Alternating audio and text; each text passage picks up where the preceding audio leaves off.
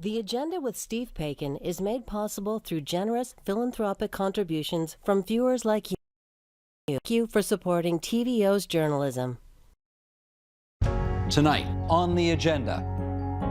What they all can tell you, though, is how they think they got to this point. And that real underlying factor for all of our superagers is this sense of resilience, personal resilience formed in challenges, but also personal resilience that comes from having a strong support around them.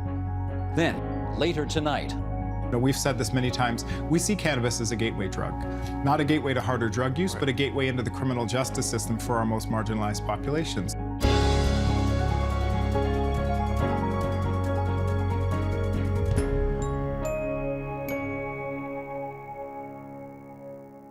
Canadian census data over the past few years shows that more of us are reaching and surpassing 100 years of age than ever before. With us now on why it matters to everyone, and whether it's as good as it sounds.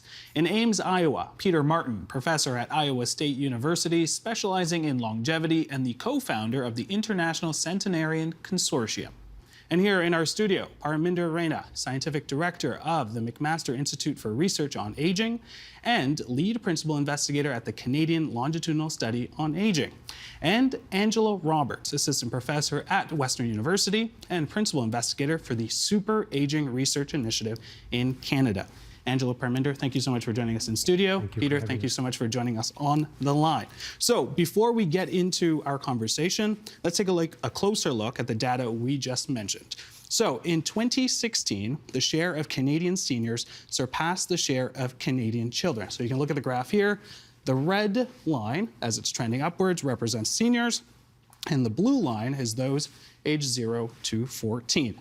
Today, 1 in 5 Canadians is 65 or older.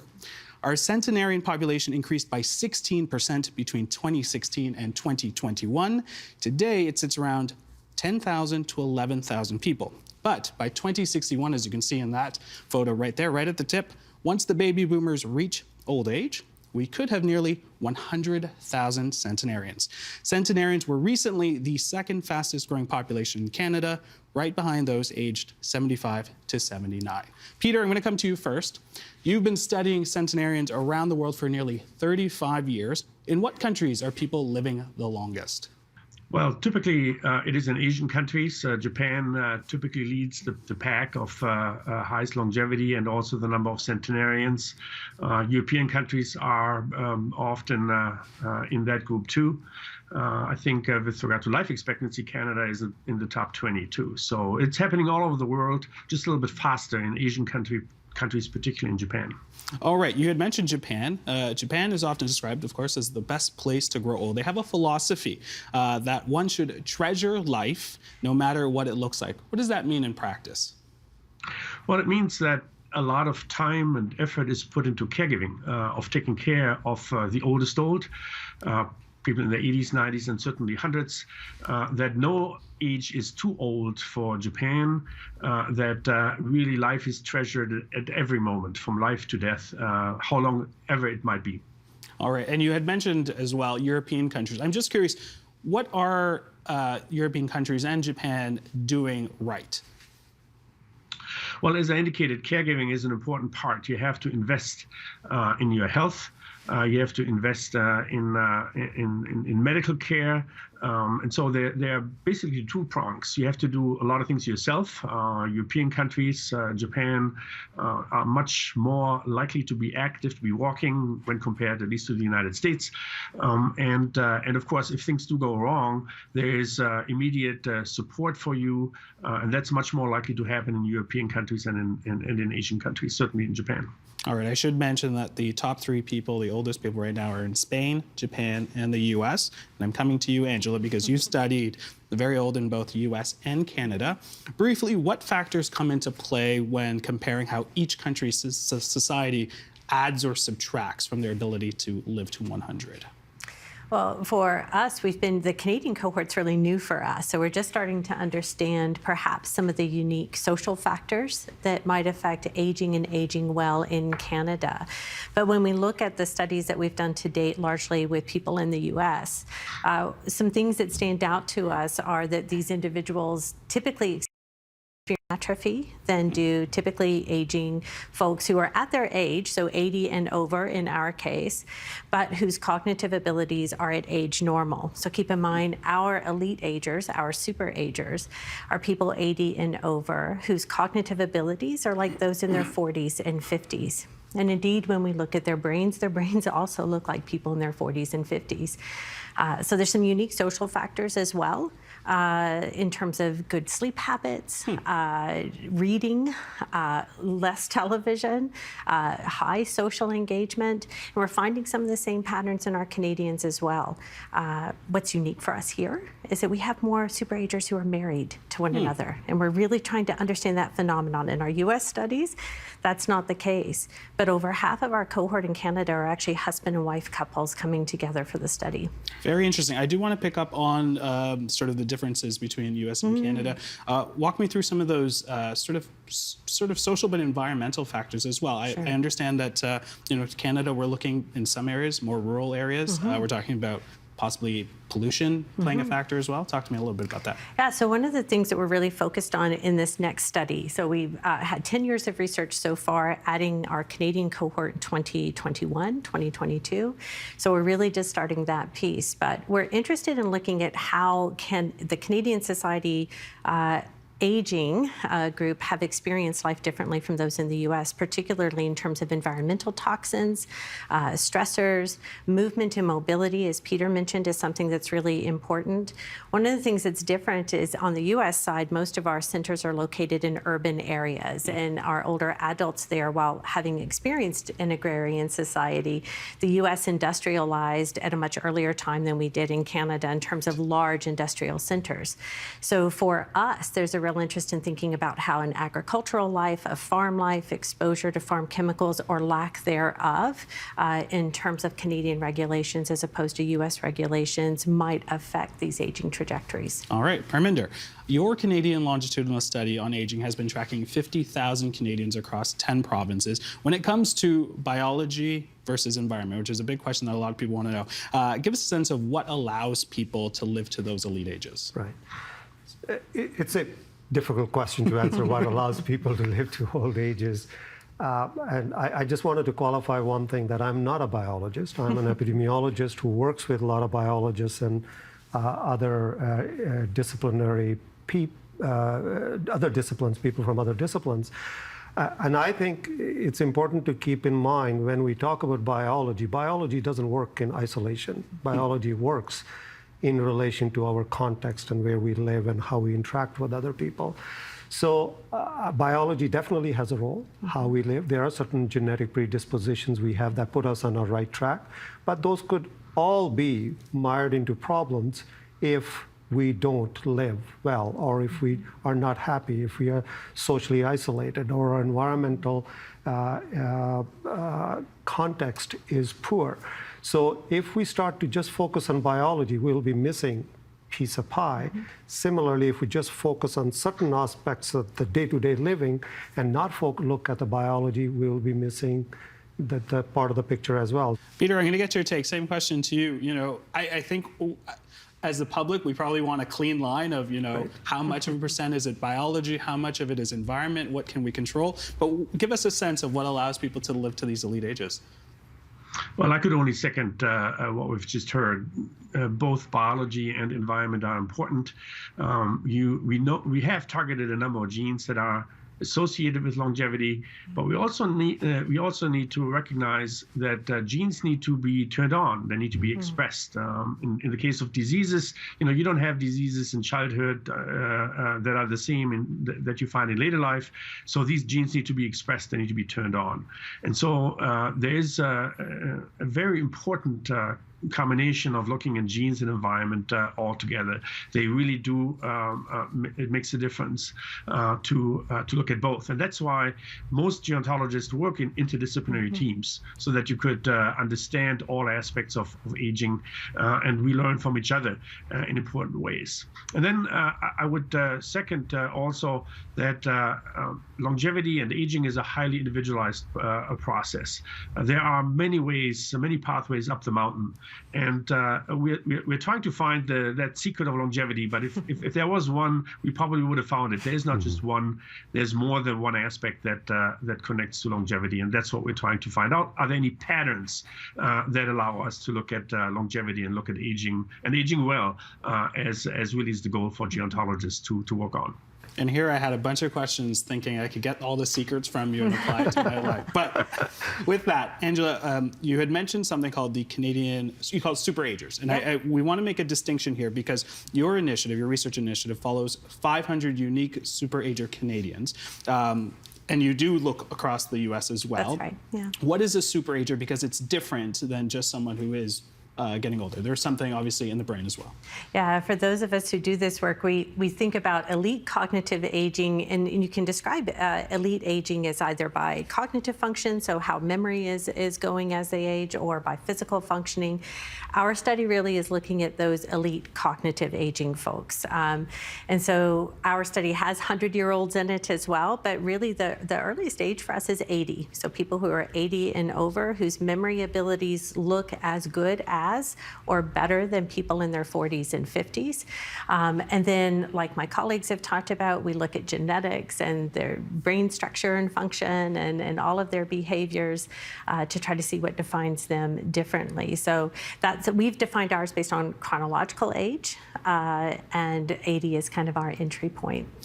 I do, with sort of what Peter and Parminder have said, I do want to ask this question because I know in your research you have so many anecdotal stories of what people have done and what their secret is. And I find, is there anything specific I should be eating? Because I understand there's actually a couple of people that you've been studying who have this as their go-to meal. Tell us a little bit about that. Yes, so the one thing that I will say that I think all of us will say in our areas of work, and our super agers are not any different, the best phone call is that first phone call. A recruiting call for this study takes us about 90 minutes because you will hear their life story straight out. And so I will say that they each are individual, but many of our folks seem to have meticulous eating habits. And we have one individual who's eaten 2 bran muffins in the morning and night every day since he was in his 20s. It's his recipe. He makes it. So that's his particular habit. How old is he? He is 94. Oh, wow. So we have other super agers who have other eating nuances, exercise nuances, meditation nuances, sleep habit nuances. So what they all can tell you, though, is how they think they got to this point. And that real underlying factor for all of our super agers is this sense of resilience, personal resilience formed in challenges, but also personal resilience that comes from having a strong support around them, social supports, family supports, societal supports. All right, with that, I want to pull up a photo. I want to introduce you all to Jeanne Calment. Born in 1875, this French woman holds the record for being the oldest human being ever. As you can see in that photo, she's holding a little diploma there. She died in 1997 at the age of 122. I want to show another photo, because this is quite interesting. This is the same. This is her celebrating her 117th birthday, and you can see she's enjoying a smoke and a little, I think, a little shot there. Peter, I can assume when people think, when you're 117, you probably are not a smoker, because we know, many studies have shown that that's probably not the best thing to do to get there. I just want to get your reaction on something like that. Well, if you ask what is the #1 health behavior that predicts whether people live a long life or not, then it is not smoking. A very small percentage of centenarians we have studied, less than 2%, are currently smokers. And even Jean Calment, whom I knew well at the time, only smoked occasionally, like for the camera, as it were. So, she was not a constant smoker, as is often portrayed. We like to see those images because it seems like you are defying all the odds by even smoking, but it is not something that I would recommend. If there's something that I could recommend to people to live a longer and better life, and part why we have high life expectancy is because in many countries we have been able to control the level of smoking, and so it really is a clear outlier if you find somebody who regularly smokes at that age. All right, I do want to follow up with you, Peter. You know, it's been more than 25 years and no human being has surpassed her age. Meanwhile, here in Canada, life expectancy is 81 years and stayed pretty constant over the last decade. Does that mean that we've hit sort of a hard ceiling when it comes to the human lifespan? Well, there's a difference between life expectancy and lifespan. Maximum lifespan, like you saw in Jean-Claude, is probably, we've probably reached the ceiling because as you indicated, we have people who make it to 116, 17, 18, but then nobody seems to go much beyond that. And Jean-Claude was sort of an outlier there too. Life expectancy is really the average of what people can expect to live, and really is a measure at birth. So when we hear about 81, that means it relates to newborns this year or last year or whenever the statistics is given. That has continued to increase, except for COVID. We've taken a few years back, certainly more in the United States than in other countries, but it will continue to slowly go up, but not as drastically as we had seen. If you consider that 120 years ago, if you were born in 1900, life expectancy was only 46 years. So we've made great strides in increasing life expectancy, sort of having obtained a second life, if you wish. But the gains now will be much smaller over time. So, you know, half year, 2 years, and then probably on average that is going to reach the ceiling unless we find some of that magic genetic code that might help us make any changes here. Well, I'm going to pick up on that. And Parminder, we talk about the genetic code. Could this change if we were able to genetically program ourselves differently? It's not all about longevity. It's also about health span, how we live. As long as we live, we want to live in as healthy as possible. I think unless we find some magical biological nugget that changes the fundamental biology of aging, we are going to struggle to figure out a way to extend life. All right. Angela, I'm going to come to you. You've been studying a centenarian living in Chicago. What makes her so unique? What makes her so unique is that she still has this vibrancy in health, right? And so it's not that she's just 100. Edith is not just 108, but Edith is really the poster representation of what it means to age well. She still cooks every day. She is a direct descendant of enslaved peoples who came to the northern U.S. on the Underground Railroad, and she celebrates life and shares that history. And I think this is one of the things that we all draw such joy from in our work. And the world benefits from our ability to understand the biology and the environmental contributions in terms of helping for health span and longevity span. But the other important societal contribution of these elite agers, super agers, is that they help us understand our history. They capture for us a living time capsule that we can actually continue to learn from and reduce the stigma of aging, and Edith is doing that. So she's on television frequently. She advocates for others. She just had a building at a university named on her behalf, not just because she is older, not just because she's lived in this healthy way, but because she has broken barriers her entire life in the area of race and equity. So I think these are the fantastic things that these groups and these individuals offer to us, and studying them is important for a variety of reasons, most importantly because they hold our history in hand. All right. Peter, I do want to ask you a question, and whether or not there is a connection here. Do poor people living in poor living conditions always live shorter lives than those who are more fortunate?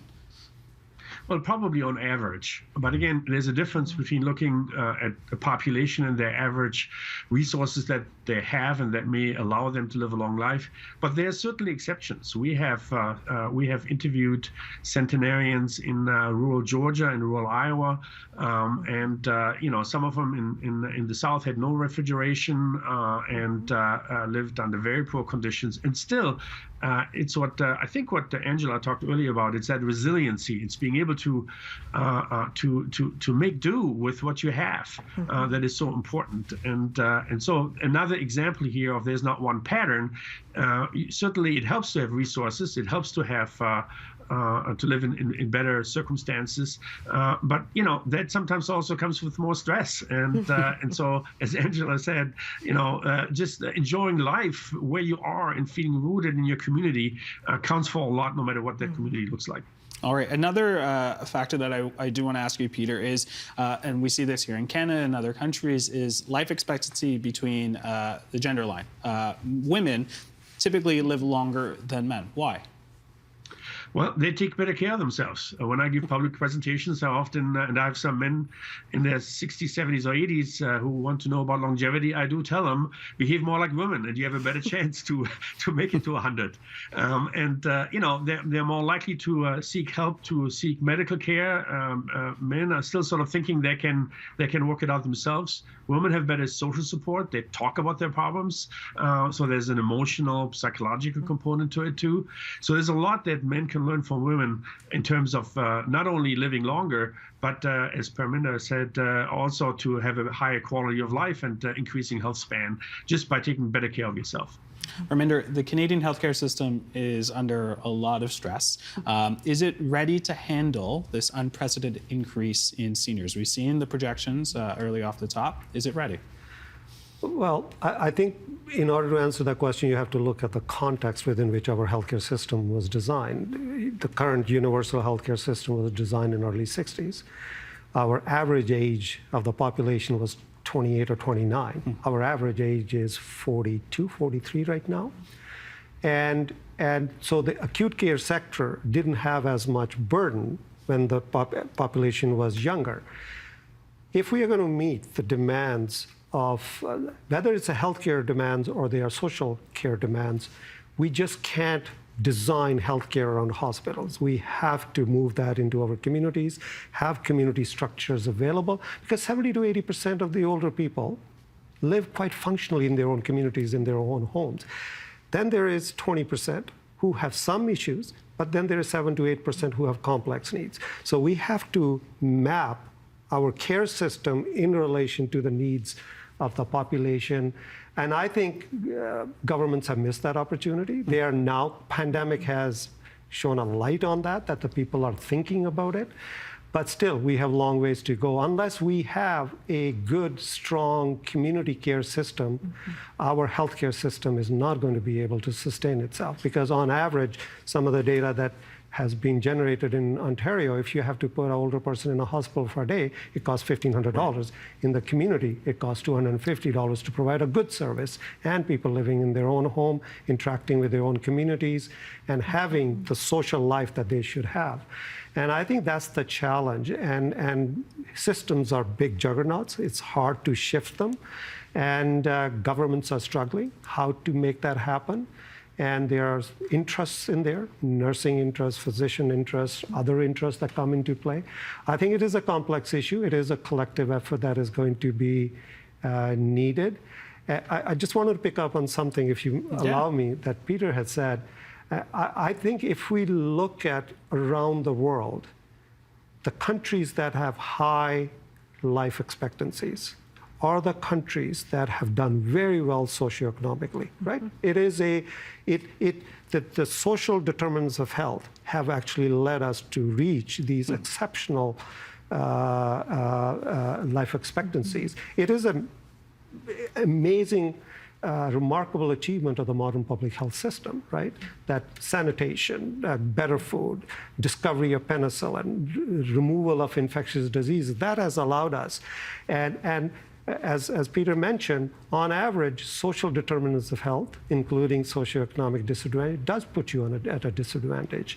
Some people thrive in all sorts of circumstances, but we can't all be looking to solutions that are biological. There are social solutions that we have to think to sort out some of these challenges. All right, Angela, I'll get you to pick up on that as well. Like, what does Canadian society need to do to change? I think from our perspective, I pick up and agree with what Peter and Parminder have said, and I want to pick up on one item, the importance of maintaining social communities. I think one of the things that happens, and we know this as people age, is increased social isolation, not necessarily a sense of intrinsic loneliness, although that can come with it, but really isolating our older adults from one another and from a community that helps to maintain vibrancy in aging. And the infrastructure that we build has to account for that, to allow meaningful connections, not just with their peers, but intergenerational programming, bringing children and young people together with older adults. That is how we keep society vibrant, but it's also how we help increase quality of life for older adults. All right, Peter, I want to ask you a question, and I'm going to ask this question with knowing full well that I might not make friends with this, and my mom might not like this question as well. But if there's one cohort that always makes it to the voting booth, it's the elderly. Politicians know this. They entice them with tax breaks. Would it be beneficial if we instead made seniors pay more into the system as their needs increase and our tax base and fertility rates shrink? Well, it is a controversial issue, obviously. I think about it more as a lifespan contribution you need to make. You cannot wait until your 60s and 70s to pay more into a system. You really have to think about it much earlier. In my classes with undergraduate students, I have them estimate how long they're going to live, then I give them the projections, and there's a big gap. Young adults don't expect to live into their 90s, and most of them will, or even older. And so you have to make a contribution early and throughout life. And then if we all do this, if we all have a commitment to pay up in our 20s, 30s, all the way into our 80s and 90s, certainly older adults, very old adults, should also make their contribution to the extent that they can. But you cannot wait until very, very late life to start doing that. All right, Parminder, much of the work that all of you guys do contains a real element of mystery.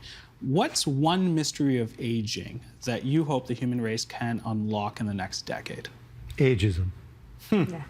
I would say if somehow our societies figure out not to be ageist, we will make massive gains in how people age in our communities. And this was highlighted during the pandemic. With right intentions, people were, in Canada, were sort of labeling older people as vulnerable, decrepit. They were in long-term care. They're all going to die. And unless we change our attitude, we can do every other miracle related to the science can provide if the societal impression of what it means to be aged, and Peter's opening comments about Japan, they're valued. And I think that's what we need to think. If we don't do that, there will be institutional barriers, there will be community barriers, there will be individualistic barriers to making things happen in a positive fashion. So I would go with ageism. Angela, same question to you. I think that's incredibly important, and I won't minimize that, but I do think the biology here is important. So one of the reasons we started the Super Aging Research Initiative was to better understand what's going wrong in conditions like dementia and Parkinson's disease. So I think the mystery is understanding not just risk, but what might be protective factors in these older adults who are aging in such a robust way cognitively, so that we can actually help people who might be on the other end of the cognitive aging spectrum who are experiencing these conditions. All right, my last question to you, we have about a minute left, and I'm going to start with Peter, and we're going to go down the line. Do you want to live to 100? Why or why not? I would not mind living to 100 if I can stay healthy physically and cognitively and socially. All right, Parminder. I would give the same answer. If I'm healthy, I want to live as long as possible because there's so much to do in this world, and I like to be part of that. But having a health and engaging with community, contributing to the community, and this is related to earlier comment or question you had asked, it's not all about money, right? Mm-hmm. Older people contribute to their communities till they die, and I think we have to value that, and as long as I can provide that value, I want to live as long as possible. All right, Angela, you get the last word. I come from a family of super aging women, and so my answer is going to be yes, but with the same thing in a world where we don't have stigma in aging, and I can continue to contribute as long as I can do that. I'm happy to be here. All right, Peter, Parminder, Angela, thank you so much. Very thoughtful and great conversation. Thank you. My pleasure.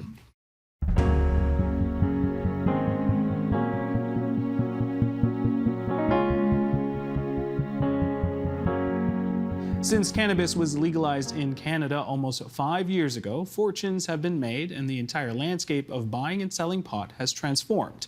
What that leaves unsaid, however, is recognition that communities disproportionately hurt before that have often not been the same people who have benefited after. Waiting to Inhale, Cannabis Legalization and the Fight for Racial Justice is a new book that lays it all out. With us to explain, the two co-authors, in New York, Tahira Rahmatullah, who is a partner in Highlands Venture Partners and CEO of the wellness and fitness company Commons. And here in our studio, Akwasi Owusu-Bempah, professor in the Department of Sociology at the University of Toronto, Race Equity Lead, Center on Drug Policy Evaluation. Welcome to you in studio. And Tahira, thank you so much for joining us on the line. Akwasi, I'm going to start with you.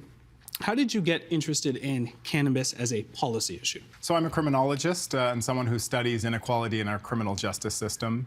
And it's almost impossible to do that without examining the impact that our drug laws have had on fostering and drug law enforcement on fostering the overrepresentation we see of Black, Indigenous, Latino people, not only in our correctional facilities, but kind of throughout the criminal justice system. And cannabis is one of the most commonly used, illicit substances where it's illegal and legal drugs. And so I couldn't do my work on inequality in the justice system without looking at cannabis. All right. So here, I know there's a family connection in terms of really getting the start. Explain that to me and how you got started with cannabis policy. Yeah, so it started really with my grandfather in 2013. He was diagnosed with stage 4 lung cancer. And as what happens often with people who are you have someone in their life who's suffering, we want to find something that will help them. And so it was actually my mother, of all people, who started doing a lot of research and kept coming across cannabis. And that really sparked an interest for me, just trying to understand more. It was 2013. They lived in Ohio. There wasn't anything available for them at that time on the legal market.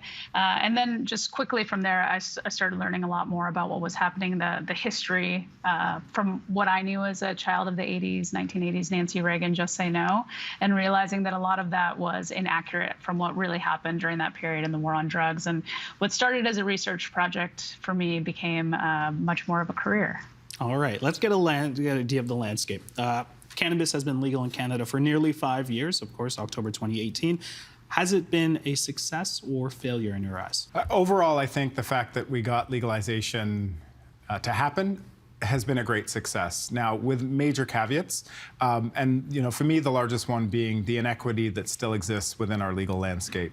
Our previous laws were enforced in a very inequitable manner, and as I've discussed before on the show, again, Black and Indigenous people much more likely to be arrested and feel the burden of prohibition, but they've largely been left out of the legal landscape as beneficiaries, either in industry or in other ways that legalization could have benefited them, through, for example, the redistribution of tax revenues back into those communities most harmed. So, on the whole, I'm extremely happy that we have legalization. It's an imperfect model for a number of different reasons. And of course, the business landscape at the moment is challenging. We still have, other policy areas related to cannabis that we need to work out. But by and large, as the first kind of large country to do this, I think it's been overall successful. All right. So here, a little bit different, of course, when we look at the U.S., a bit fragmented in terms of where it is illegal.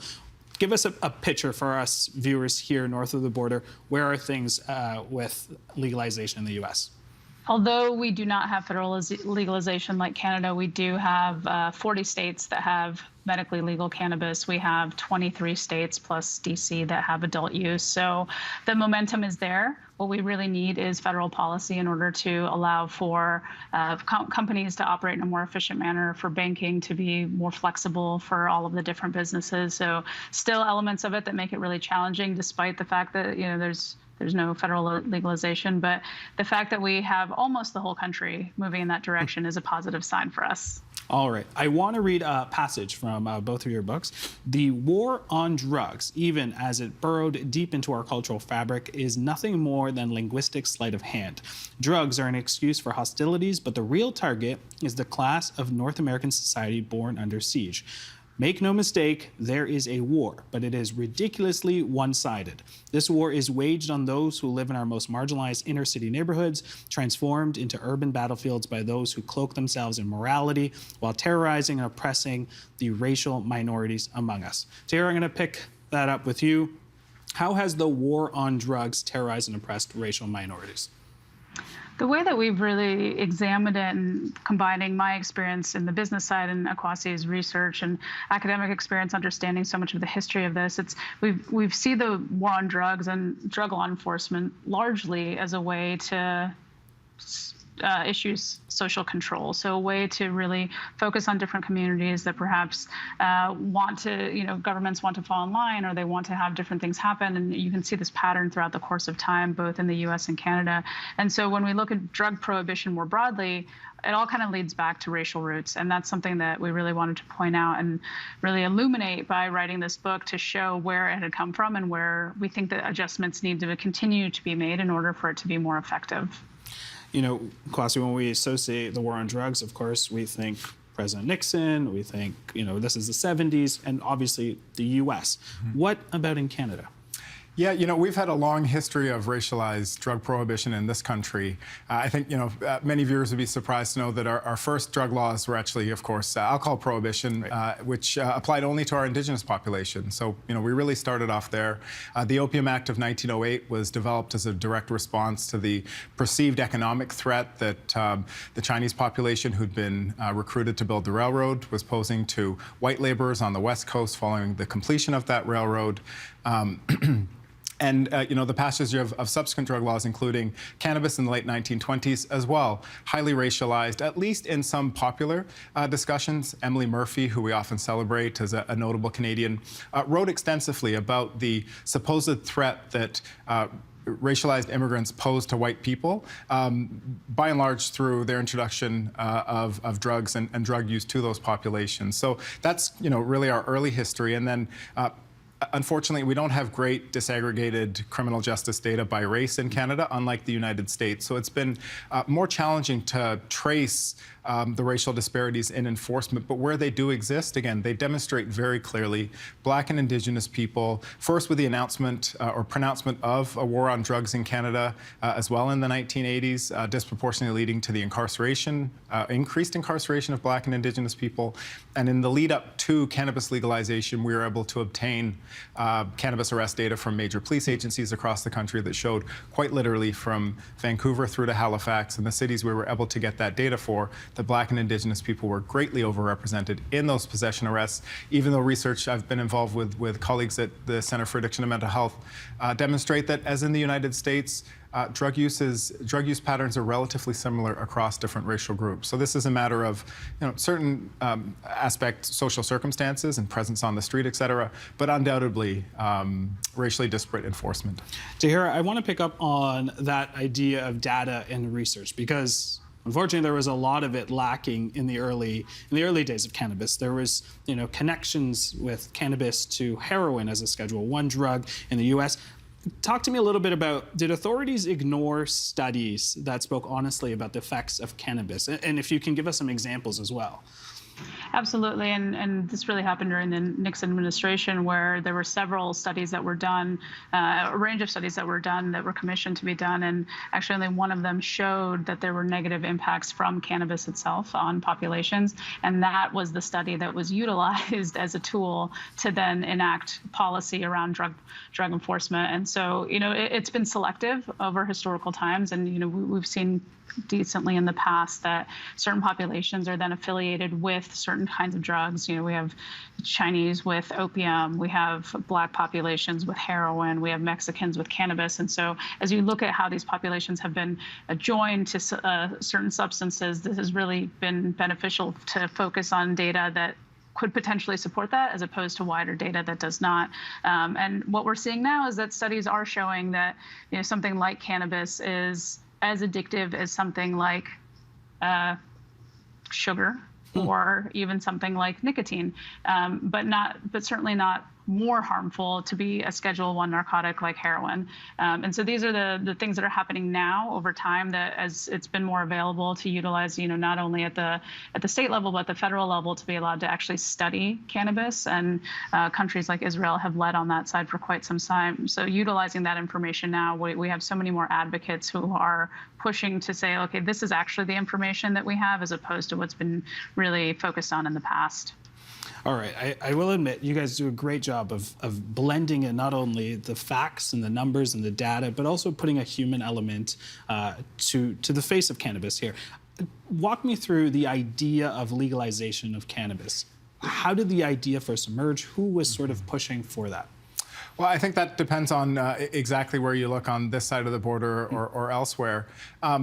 You know, there's long been support for cannabis legalization, both in Canada and the United States, you know, going back to at least the 60s and certainly the 70s. And, you know, with respect to the commissions and the studies, you know, I think we'd be remiss not to mention the Ledane Commission here that tabled reports, you know, in the early 1970s, again, examining the potential harms or oftentimes lack thereof of cannabis to personal and public health, and advocating for suggesting legalization, which ultimately was shelved. And so there have been a variety of different interest groups who have largely championed the cause for legalization.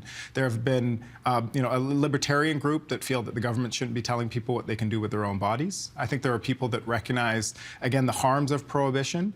Certainly myself and other criminologists and social scientists, public health scholars would suggest that drug criminalization, drug prohibition itself is much more harmful than the substances that are often controlled, especially when you look at a societal level and how they block people from getting access to the type of treatment they may need, if they need it, to deal with the addictions issues that they have.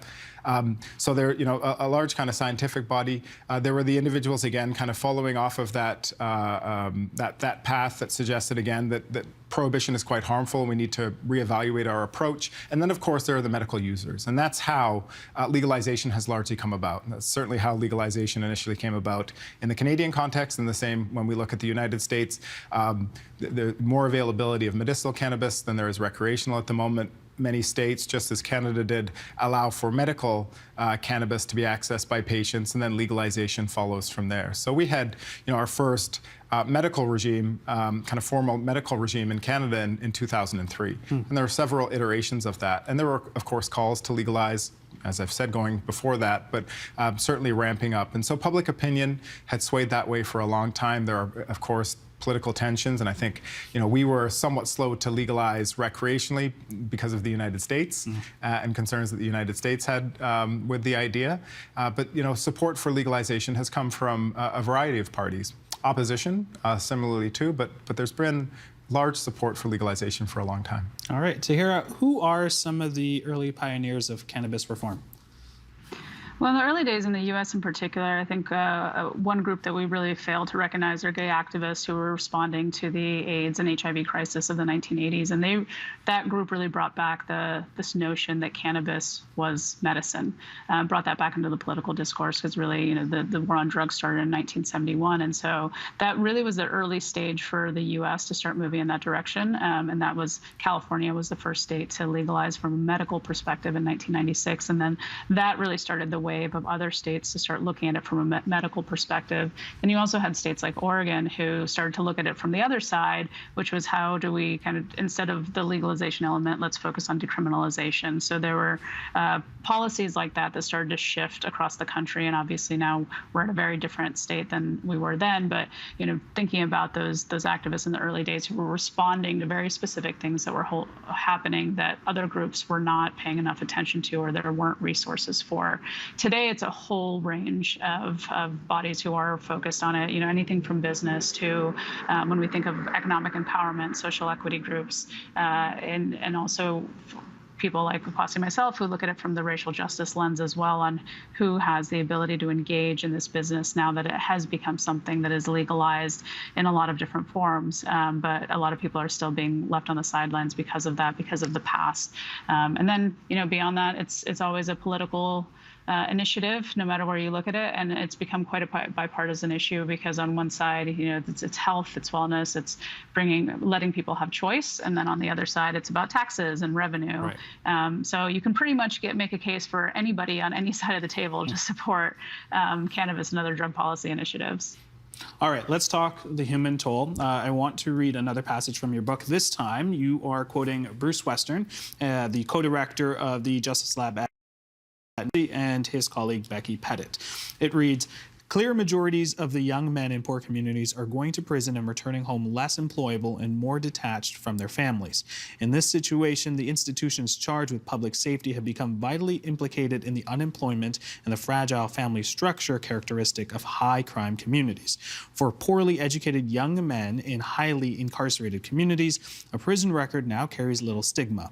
Incentives to commit to the labor market and family life have been seriously weakened. Akwasi, there are numerous examples in the book of Black men and women who were convicted and incarcerated for selling marijuana. Is there one story that sticks out to you? Oh, that's a very good question, and one that we get a lot. And, Michael Thompson's an individual who we profile in the book, and he now has a project, the Michael Thompson Clemency Project.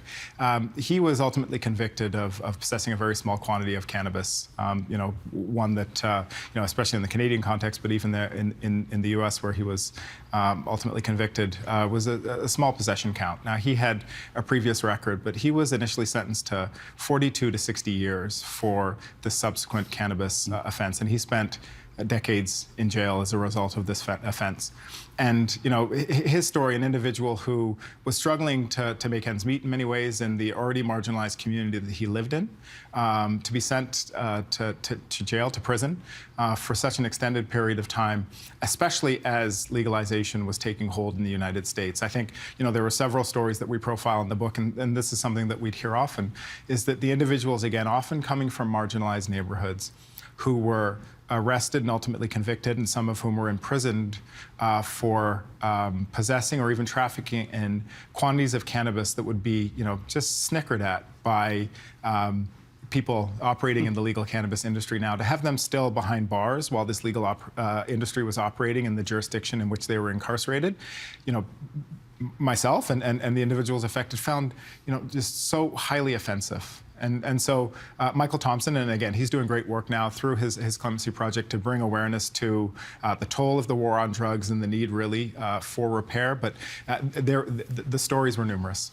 All right, Tara, I want to get your take as well. Was there anyone else that stuck out that was quite an important story that you guys were like, this is a story we need to share? Yeah, another one that we do share is about Evelyn LaChapelle. She was a young mother in California, and she ended up spending 87 months in prison after a 2013 arrest for what is viewed as a small role in a cannabis distribution operation. She never touched the cannabis herself, never actually distributed it. She actually had a partner who was using her bank account. And so for that, she ended up getting 87 months. She was in solitary confinement. She had no previous record, and she ended up being released in 2018, but was and has now become a social justice advocate. She has her own business in the cannabis space, but it's impacted her in a way that, we hear the story all the time, is that this record follows you around. You aren't able to get the resources that you need. You're not able to get jobs. And she is somebody who was actually college educated. And so you would think that she could come out and have so many more opportunities, but that's really not the case. And so really just looking at, the different socioeconomic people who came in from different areas, different backgrounds, and the impact that it's had on them is so devastating that it is really hard to wrap your mind around how we've allowed that to continue to happen. And it still continues to happen today. I mean, we even have an example of someone who was sentenced to life in prison for selling the equivalent of $20 worth of cannabis. And that just was retried, and he was resentenced to not life in prison, but 45 years. So still, it's not that much better. And we're seeing these stories continue to play out.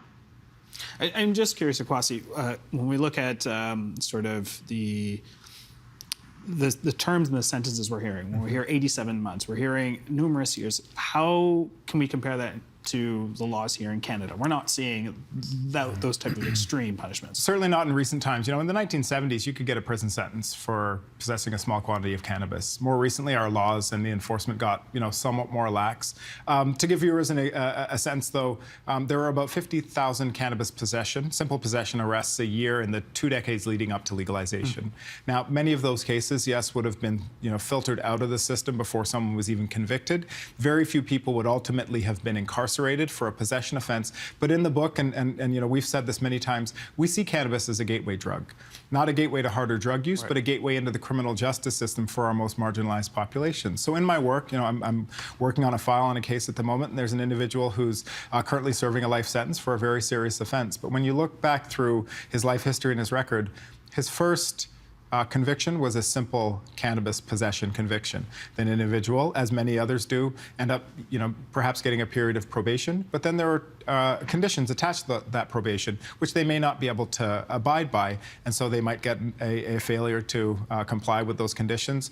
Or again, because an individual has a criminal record, it's harder to complete school, to get a job, to essentially operate normally in our society, and so that can start a cycle of incarceration. So yes, our laws have been less harsh in the Canadian context, but I don't want to diminish the impact that cannabis criminalization has had. And we talk about it's not just on these individuals, right? Their families are affected because, you know, they have to pay legal costs, and those individuals can contribute less to their families, but entire communities. When you look at the arrest data that we got, cannabis enforcement is concentrated again in our more marginalized neighborhoods, and that depletes social capital from those neighborhoods. So we spent, and we have spent, billions of dollars policing a war on drugs in Canada and through the justice system.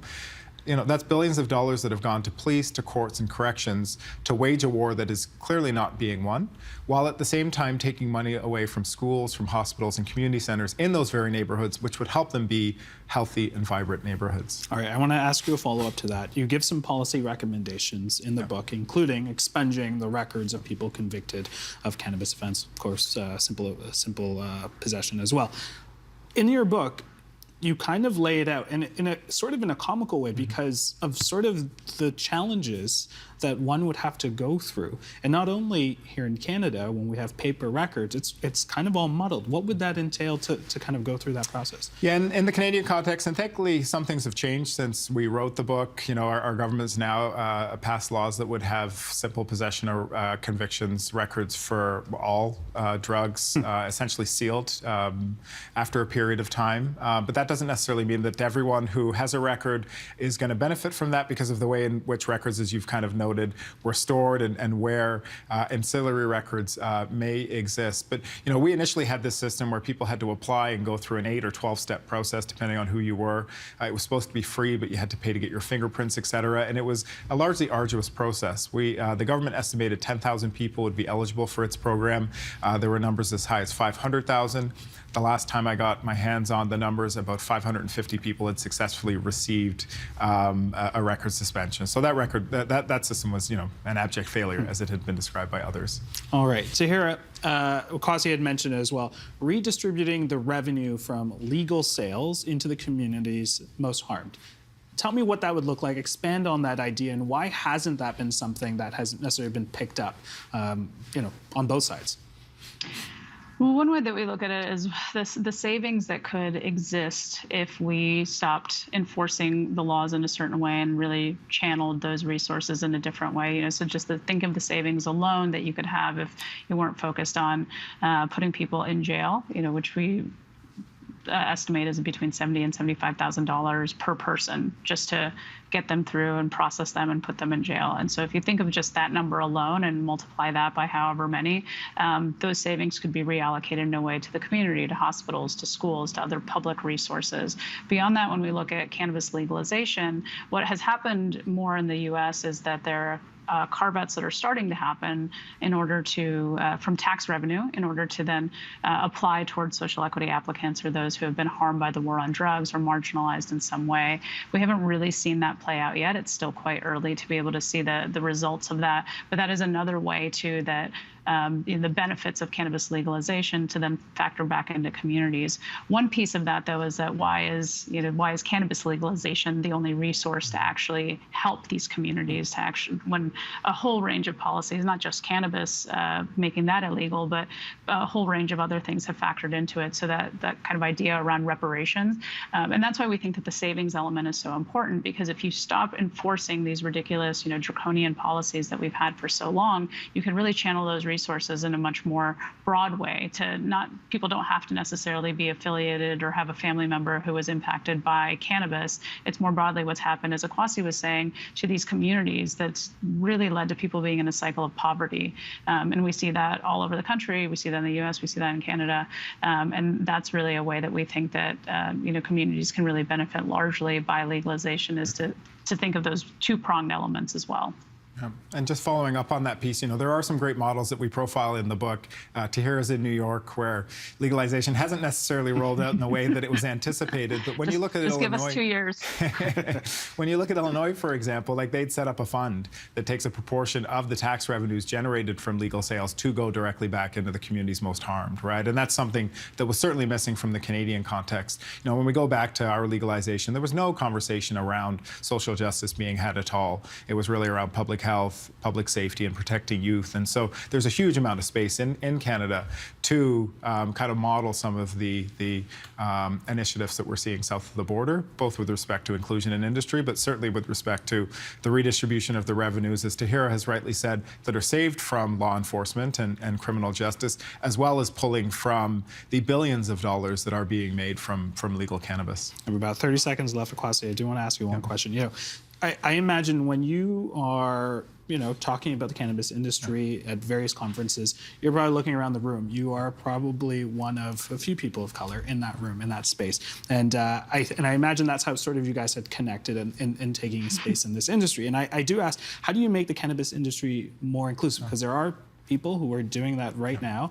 How do you change that from looking at it through a criminalization side of it to being active participants? It's a great question. As you've said, we're about 5 years out from legalization here. Our 3-year review of the Cannabis Act is currently underway. And I think one of the clearest things that the Canadian government could do is expand the purpose of the Cannabis Act to include social responsibility, and I would add social justice. And the social responsibility aspect comes from the legislation that basically enables the Ontario Cannabis Store. And that would allow for a range of initiatives, both government directed as well as from industry. Government can incentivize the diversification of industry through, waiving regulatory fees for companies that report their diversity statistics, for example, by incentivizing in other ways companies to diversify. I wouldn't necessarily recommend people running in now because of the state of our industry, but then also incentivizing industry to do the same thing as well, recognizing that having a diverse board of directors, C-suite, and workforce is essentially good for business. Diverse companies outperform their non-diverse peers. And so,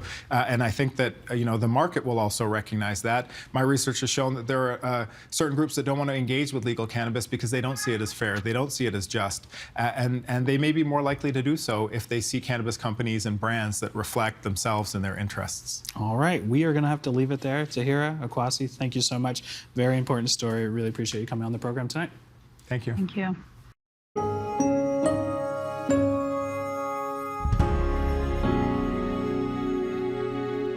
Tomorrow on the agenda. We don't get these school communities re-engaged as safe havens for kids to want to go and be with friends and to be seen, then they will start to flourish.